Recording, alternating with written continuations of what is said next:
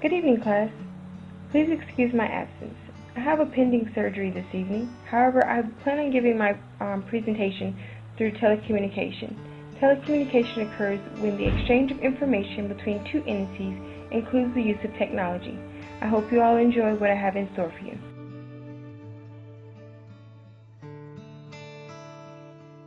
Good evening.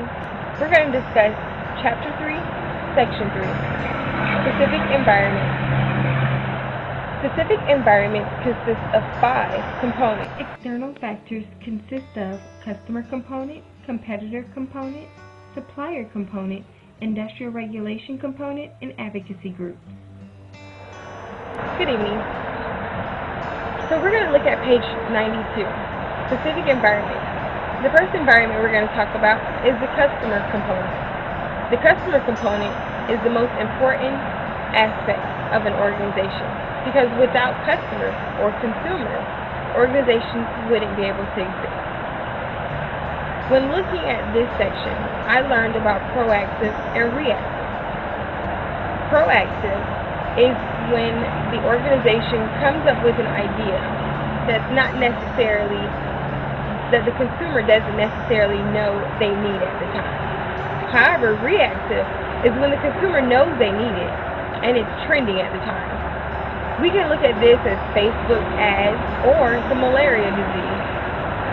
A company held the vaccination for the malaria disease, and it was passive, meaning they were the only ones who can have access to this vaccination. At the time, consumers didn't look at it as a good thing. However, the organization knew exactly what it was doing.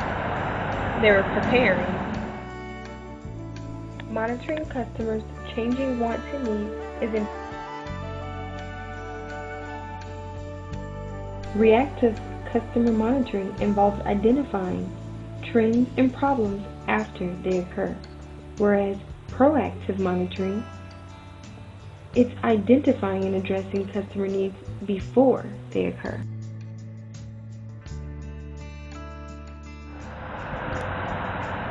Now we're going to go to the very next page and we're going to look at the competitor component. I found the competitor component to be very interesting because what it looks at is the organization as a whole. They use environmental scanning, which will be discussed way later in the textbook. However, they use environmental scanning to see what's going on around them and their competitors, and then they form an opinion. They use this hypothesis to decide how to attack challenges before they ever arise. The downside of competitor component is that sometimes the challenge perceived is not the actual challenge that they're going to encounter, which can affect the company in a negative manner. One example of competitive component in a positive manner would be the KFC, Taco Bell, Pizza Hut franchise. They were all individual restaurants that were competing against each other for the same company. However, after merging together, they were able to pool their customer base into one establishment, making their company quite successful and still relevant to today.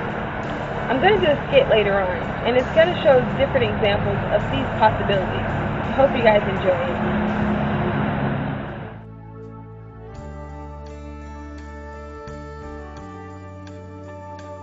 One negative example of competitor component is Coke and Pepsi. They spent so much time rivaling each other that they did not see the small startup companies that would take ground in the market.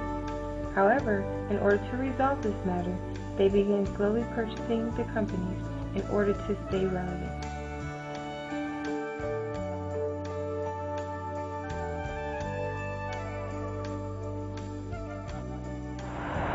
Now we're going to talk about the supplier component. This component is self-explanatory. However, what's not known is that sometimes the supplier and the buyer may become dependent on each other. This can cause quite the risk, because in the end, someone ends up using the other one. Who it is, you never really know. Okay, so the last component we're going to discuss is going to be advocacy groups. The book talks about this in a very negative manner.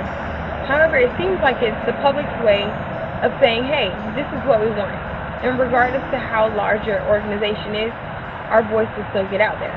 Although they may use manipulative forms or aspects to get their point across through public communication and media advocacy, or even sometimes boycotting, it is the consumer speaking, so I think that we should listen. But that's just my take on this section. Hi, my name is Antonio. My company A, and my company name is Cookie Co. often uses environmental scanning to search the environment for events that may affect the company or organization. This is known as the competitor component. Here we have Company B, also known as Candy Co. Candy Co. uses the customer component, proactive and reactive, identifying customer problems before or after they occur. Hi, my name is DJ, and my company is Company C uses a combination of both competitor and customer.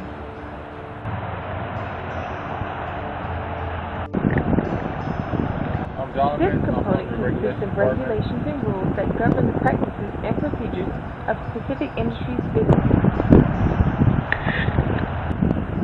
Advocacy groups consist of concerned citizens, normally using public communication and media advocacy.